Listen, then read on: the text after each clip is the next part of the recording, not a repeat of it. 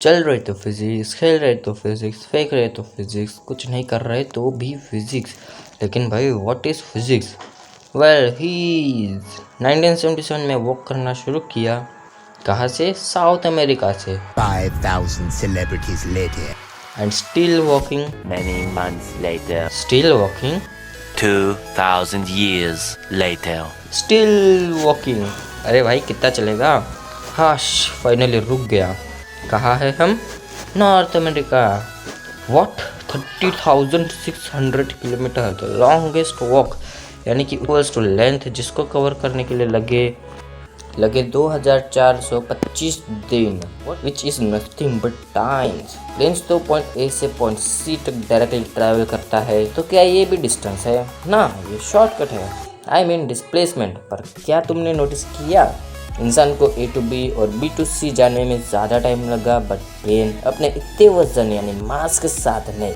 Mass is nothing but the amount of matter present इस साथ you उड़ा you पहुंचा। कैसे? वेल वेलोसिटी, ज़्यादा वेलोसिटी तो कम टाइम, ज़्यादा टाइम तो कम velocity, but velocity is equal to speed which both a rate of change in position. तो क्या दोनों सेम है? नहीं, थोड़ा डिफरेंस है। स्पीड ऑब्जेक्ट का टाइम रेट है और वेलोसिटी उस रेट के साथ डायरेक्शन भी। नहीं समझे? एग्जाम्पल से देखो, 50 किलोमीटर पर आवर ये उस कार की स्पीड है और 50 किलोमीटर पर आवर वेस्ट ये उस कार की वेलोसिटी है। पर क्या सभी मूविंग ऑब्जेक्ट की वेलोसिटी सेम होगी? नहीं, सेम रहती तो इस कार के रेस में सभी नंबर 1 पर आते। फिर कुछ तो गड़बड़ है। गड़बड़ नहीं, अपना एक्सेलरेशन है। कंसेप्ट सिंपल है क्योंकि यहाँ भी फंडा सेम है, क्योंकि उसके साथ वेलोसिटी का भी खेल है। एक्सेलरेशन ज़्यादा तो वेलोसिटी भी ज़्यादा, और एक्सेलरेशन कम तो वेलोसिटी भी कम। कोरोलॉजी समझ रहे हैं? Acceleration is velocity by time, a is equals to v by t, but F equals to m a. पर इस फॉर्मूले से पता चलता है कि एक्सेलरेशन फोर्स पर डिपेंड करता है, जिसको डिस्कवर किया था हमारे फेमस साइंटिस्ट आइजैक न्यूटन ने। Famous scientist, famous law, action reaction law, every action has equal and opposite reaction, just like seesaw. Equal weight तो equal reaction, unequal weight तो opposite reaction। लेकिन न्यूटन सर का एक और concept है जिसे हम लोग आज भी झेल रहे हैं, gravity. So what is gravity? Universal force of attraction between all matters, यानी ऐसे फोर्स जिसे सारा मैटर एक दूसरे की तरफ अट्रैक्ट होता है। जब अट्रैक्शन दोनों तरफ सेम होता है तो होता है equilibrium, kind of tug of war. But what if attraction goes wrong, like रास्ता भटक के वो कर्वलिनियर मोशन में गया तो?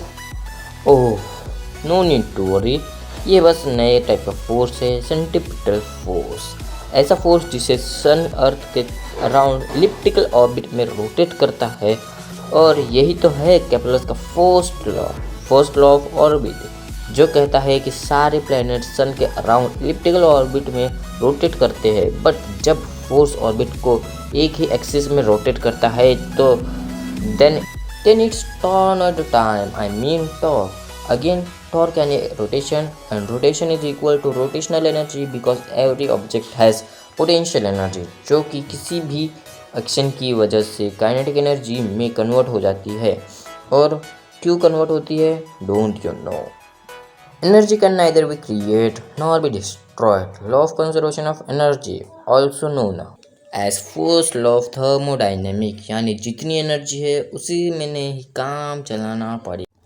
एग्जाम्पल के लिए विंड एनर्जी को कन्वर्ट कर दे इलेक्ट्रिसिटी में, वाटर वेव्स को कन्वर्ट कर दे इलेक्ट्रिसिटी में, न्यूक्लियर एनर्जी को कन्वर्ट कर दे इलेक्ट्रिसिटी में। इवन नेचुरल गैसेस और कोल को यूज़ करके जनरेट करते हैं इलेक्ट्रिसिटी, और इसी बहती हुई इलेक्ट्रिसिटी में रुकावट लाती है रेजिस्टिविटी, जिसको मेजर किया जाता है ओम में। Ohm, who is Ohm? George Ohm, German physicist और मैथमेटिशियन, जिसने ओम लॉ बनाया। सिंपल है, V is equals to IR, यानी कि voltage is directly proportional to current and resistance. Now if there is current there is presence of magnetic field. पूछो क्यों? क्योंकि hence Christian, Dennis physicist, ने यह notice किया कि जब करंट कैरिंग कंडक्टर के पास कंपास रखा जाता है तो उसकी नीडल मूव होती है। इससे उसके दिमाग की बत्ती जली और उसने ढूंढ निकाला magnetic field. But there is just one problem, magnetic field की डायरेक्शन क्या है? उसने सोचा, थोड़ा और सोचा, and thumbs up, right hand thumb rule, which simply states that thumb का डायरेक्शन यानी कि direction of current and curve finger indicate direction of magnetic field, but there is more, the left hand thumb rule.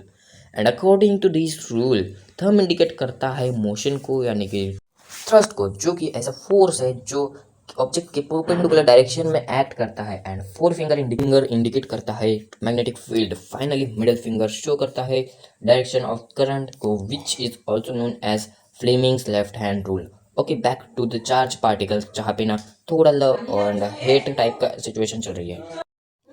I mean attractive force and repulsive force, just nothing but the electrostatic force, जिस पे depend है Coulomb's law, which states that like charge object एक दूसरे को repel करते हैं और unlike charges एक दूसरे को अट्रैक्ट करते हैं।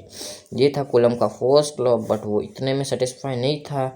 उसने सेकंड लॉ बनाया जो कहता है कि दो स्टेशनरी चार्जेस के बीच में इलेक्ट्रोस्टैटिक फोर्स का अट्रैक्शन और रिपल्शन उनके मैग्नीट्यूड चार्जेस के प्रोडक्ट को डायरेक्टली प्रोपोर्शनल रहता है और उनके बीच का डिस्टेंस के स्क्वायर को इनवर्सली प्रोपोर्शनल। उफ, बहुत सारी टेक्निकल बातें हो गई। Let begin simple now. But कैसे? कंघी और कागज से, मतलब पेपर। ये एक्सपेरिमेंट तो सबने किया ही होगा। कॉम को हेयर में रब करो और उसको पेपर के पास लेके जाओ, पेपर कॉम को चिपक गए और मैजिक नहीं, ये तो है कूलम लॉ। कॉम को रब करने से चार्जेस पैदा हो जाते हैं जो पेपर के चार्जेस को अट्रैक्ट कर रहे हैं। और जैसे कि मैंने पहले कहा था कि इलेक्ट्रिक चार्ज यानी कि इलेक्ट्रिक फ्लो और इलेक्ट्रिक फ्लो का होना इज इक्वल टू हीट पैदा होना